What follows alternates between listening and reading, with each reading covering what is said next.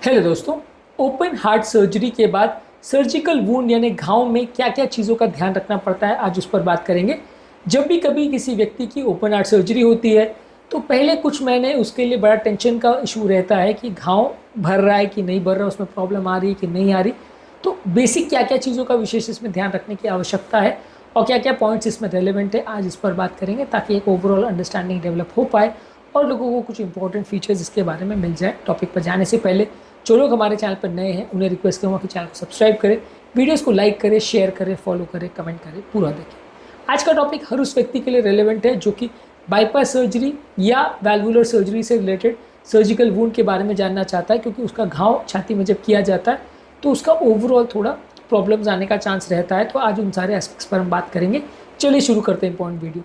सबसे पहले तो ये ध्यान रखिए कि हर सर्जिकल वुंड को भरने में लगभग 1 से 1.5 महीना लगता है। इस दौरान वुंड में रिलेटेड प्रॉब्लम या घाव से रिलेटेड प्रॉब्लम, चाहे इन्फेक्शन का होना, इन्फ्लेमेशन का होना, धागों का टूटना या इस तरह का कोई भी इशूज़ होने का कारण सबसे पहला 1 महीने में सबसे ज़्यादा चांस होता है। इसलिए पहला 1 महीना आपको ज़्यादा सावधानियाँ रखने की ज़रूरत है।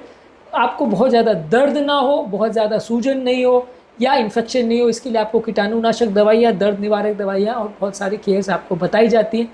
लेकिन ये सारी चीज़ों का आपको हमेशा ध्यान रखने की आवश्यकता है, नहीं तो कई बार अलग अलग तरह के आपको प्रॉब्लम्स आ सकते हैं। आपके सर्जिकल हेल्थ केयर प्रोवाइडर यानी सर्जन से ये सारी चीज़ों को जब भी डिस्चार्ज हो उससे पहले एक बार थोड़ा पूछ लें। कई बार क्या होता है कि आप डिस्चार्ज जल्दी जल्दी में हो जाते हैं, सर्जन से आपकी बात नहीं हो पाती है, उनके टीम में किसी व्यक्ति से बात नहीं हो पाती है, इस वजह से ये चीज़ें छूट जाती है। फिर पेशेंट को पता नहीं रहता, वो घाव का ध्यान नहीं रखता, फिर बाद में जब इन्फेक्शन हो जाता है तो फिर बड़ा मुश्किल हो जाता है। इसीलिए पोस्ट ऑपरेटिव इवैल्यूएशन करते समय या डिस्चार्ज करते समय जब भी आपको सर्जन से मुलाकात हो या उनकी टीम के मेंबर से मुलाकात हो तो क्या दवाइयाँ खानी है, क्या नहीं खानी है और घाव में क्या क्या चीज़ का ध्यान रखना है, एक बार ज़रूर डिस्कस कर ले। इसमें इंपॉर्टेंट चीज़ें जो आपको ध्यान रखने की आवश्यकता है वो ये है कि घाव को थोड़ा गीला ना होने दें। पहले 1 आध महीने जब तक घाव भर नहीं जाता तब तक वो एरिया को गीला ना करें, स्नान ना करें। आप स्पंजिंग कर सकते हो, यानी स्पंज को थोड़ा गीला करके सोप लगा के पूरे शरीर को साफ कर सकते हो, लेकिन घाव वाले एरिया में पानी जाने मत दीजिए, नहीं तो इन्फेक्शन होने का चांस ज़्यादा रहता है। और बाकी एरिया में भी अगर आप स्क्रबिंग कर रहे हैं तो भी वो एरिया में जो पानी का यूज़ कर रहे हैं वो काफ़ी साफ़ और स्वच्छ पानी होना चाहिए। सोप सोल्यूशन का यूज़ करिए। बाकी हाथ और पैरों को स्क्रब करने के लिए कोई और कराए तो ज़्यादा अच्छा है। शावर में खड़े होके या पानी के बाल्टी से पूरा पानी डाल रहे हो या मगे से पूरा पानी डाल रहे हो, वैसे शरीर को गीला नहीं करना है, नहीं तो इन्फेक्शन बढ़ने का चांस ज़्यादा रहता है। इसके अलावा अगर आप घाव को क्लीन कर भी रहे हैं तो जेंटल किसी रुई से या एंटीसेप्टिक सोल्यूशन के साथ धीरे धीरे करके उसको क्लीन करें। आइडियली हर 3 से 5 दिन के अंदर घाव की ड्रेसिंग करनी पड़ती है। और अगर सर्जिकल धागे निकालने की आवश्यकता है, आजकल कई जगह स्टेपलर्स वगैरह का यूज़ करते हैं तो उसमें क्लिप्स निकालना पड़ता है। कई बार लोग ऐसे अब्जॉर्बेबल सूचर्स का प्रयोग करते हैं जिनको निकालने की आवश्यकता नहीं होती है। तो आपको किस तरह के सूचर्स लगे हुए हैं उसके हिसाब से डिसाइड होगा।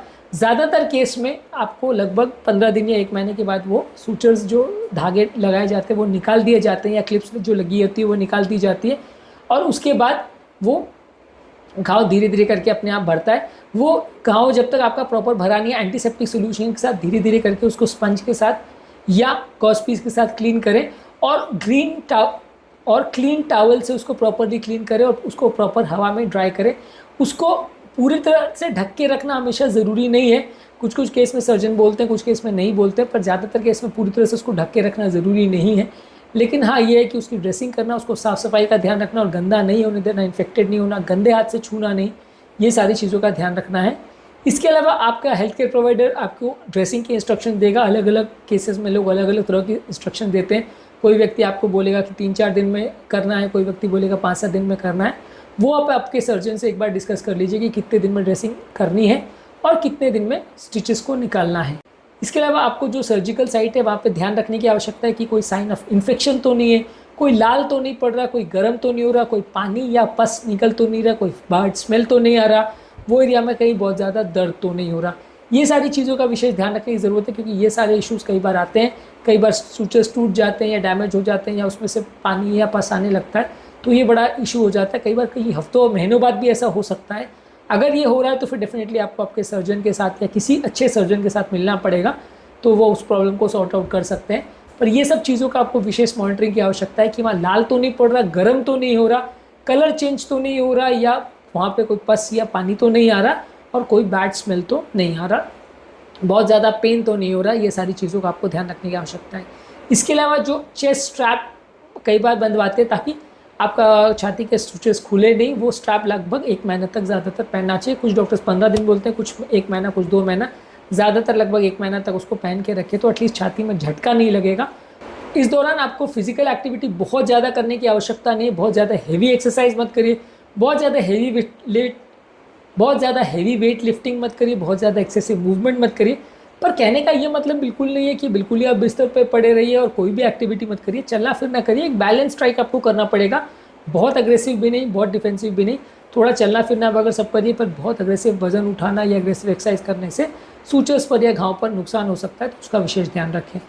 इसके अलावा आपको एक हेल्दी डाइट लेने की आवश्यकता है, जिसमें ताज़ा फल सब्जी, प्रोटीन्स, विटामिन, मिनरल्स, ये सारी चीज़ें ज़्यादा लें, फाइबर वाली चीज़ें ज़्यादा लें। ये सारी चीज़ें लेने से थोड़ा आपका घाव बेटर हील होगा एज़ कम्पेयर अगर आप बहुत ज़्यादा तली गली स्पाइसी या बहुत ज़्यादा मसालेदार वैसी चीज़ें खाएंगे, ऑयली जंक फूड ज़्यादा खाएंगे, तो बॉडी को प्रॉपर न्यूट्रिशन भी नहीं मिलेगा और घाव का भरना थोड़ा मुश्किल हो जाएगा। इसके अलावा पानी भी पर्याप्त मात्रा में पीजिए। ज़्यादा पानी पीने से ओवरऑल बॉडी का हाइड्रेशन बेटर वे में मेंटेन रहेगा, घाव का भरना भी थोड़ा बेटर होगा, ओवरऑल हेल्थ भी ज़्यादा अच्छी रहेगी। इसलिए आपको ज़्यादा मात्रा में पानी पीना चाहिए, अनलेस किसी व्यक्ति को सीवियर हार्ट फेलियर की वजह से पानी लेने को मना करा हो। इसके अलावा आपको पेन मेडिसिन कई बार दी जाती है। कई बार कुछ लोग को कुछ दिन तक तो पेन होता है, किसी को 5 दिन तक, 10 दिन तक, किसी को 1-2 महीने तक पेन होता है। इसके हिसाब से आपको पेन किलर या सूजन कम करने की दवा दी जाती है। बहुत ज़्यादा पेन किलर नहीं लेना चाहिए, नहीं तो वो आपके हार्ट और किडनी को अफेक्ट कर सकता है। थोड़ी बहुत मात्रा में पेन किलर ले सकते हैं। स्टिचेस वगैरह में अगर सूजन या पेन है तो वहाँ बर्फ़ से सिकाई कर सकते हैं। बहुत ज़्यादा गर्म पानी से सिकाई नहीं करना चाहिए, नहीं तो वहाँ पर ब्लीडिंग हो सकती है। बर्फ़ से सिकाई करेंगे तो थोड़ा आपको दर्द कम होगा, सूजन कम होगी और वो एरिया थोड़ा सा पेन फ्री हो जाएगा, तो आपको वो थोड़ा सा अच्छा होगा।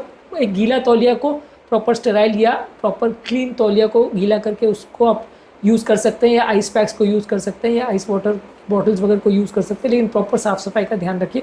ऐसा नहीं होना चाहिए कि वो पूरा गंदा या कंटामिनेटेड और उससे इन्फेक्शन हो जाए।